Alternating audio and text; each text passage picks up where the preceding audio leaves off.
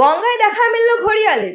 এবার গঙ্গায় দেখা গেল কুমিরের এক প্রজাতি। নদিয়ার কল্যাণী চরস্বতী গঙ্গার ঘাটে দেখা যায় একটি ঘড়িয়াল। বিশেষজ্ঞদের দাবি, এই সময় তারা মাছের সন্ধানে গঙ্গায় চলে আসে।